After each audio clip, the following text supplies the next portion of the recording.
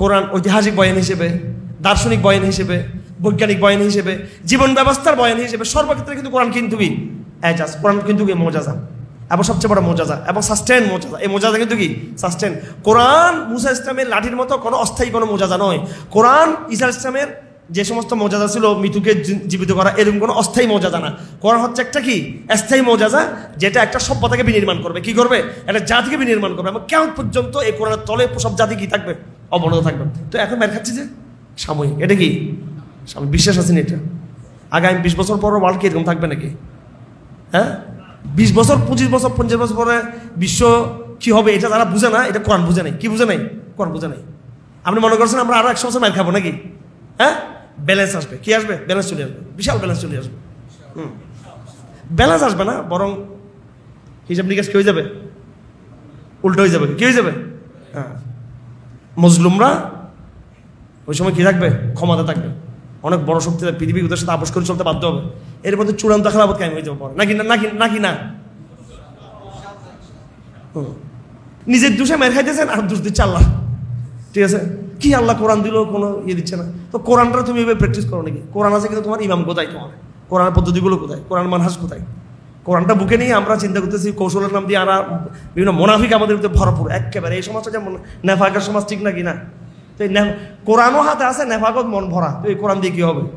যুদ্ধে বিজয়ের জন্য আরবিতে একটা কথা আছে, ইংরেজিতে আমি এটা পুরো বলতে পারবো না। আস-সাইফু বিযারিবিহি লা বিহাদ্দি। তরবারির ক্যারিশমা তরবারির ভিতরে না, যে তরবার যে হোল্ড করে যে তার কারণে তরবারি ক্যারিশমা। একজন শক্তিশালী বিচক্ষণ সিপাহী দুর্বল একটা তরবারি দিয়ে শত্রুকে কুপঘাত করে দিতে পারবে, আর একজন কাপুরুষ দুর্বল সৈনিক দামি তরবারি নিয়েও সে শত্রুকে কিছু করতে পারবে না। কোরআন উন্নত মানের একটা তরবারি, উন্নত মানের কি রে? তরবারি। কিন্তু কোরআনের ধারক বাহক হচ্ছে কি রে? সব বেঈমান, নেফাক।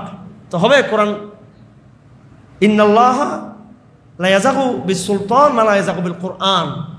সুলতান ওয়াল কোরআন, ইবনে তাইমিয়া রাহমাতুল্লাহ বলছেন ওনার কিতাবের মধ্যে, আস-সিয়াসাতু শারঈয়া, কেমন সুলতান ওয়াল কোরআন, দুইটা বলছেন উনি, ক্ষমতা এবং কোরআন। এবং যারা কোরআন যারা বাহক তাদেরকে সেরকম হতে হবে।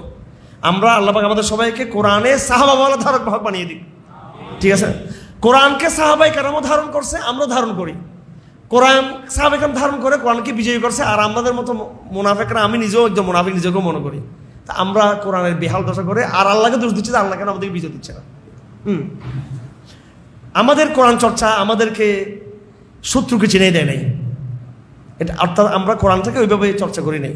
সাহাবাদের কোরআন চর্চা শত্রু চিনিয়ে দিয়েছে যে এরা কে শত্রু, কে মিত্র। এখন উল্টো হয়ে গেছে, মিত্রকে শত্রু মনে করতেছি, শত্রুকে কি মনে করতেছি? মিত্র মনে করতেছি। যাই হোক, এজাজের আলোচনা শেষ, এজাজ গেল, এবং এটাকে চ্যালেঞ্জ বলা হয়। কি বলা হয় এটাকে? চ্যালেঞ্জ। চ্যালেঞ্জকে আরবিতে বলা হয় আত-তাহাদ্দি। কি বলা হয়? আত-তাহাদ্দি। আত-তাহাদ্দি। আল্লাহ তাহাদ্দি করেছেন যে তোমরা কোরআনের মধ্যে একটা কি নিয়ে আসো, সূরা নিয়ে আসো।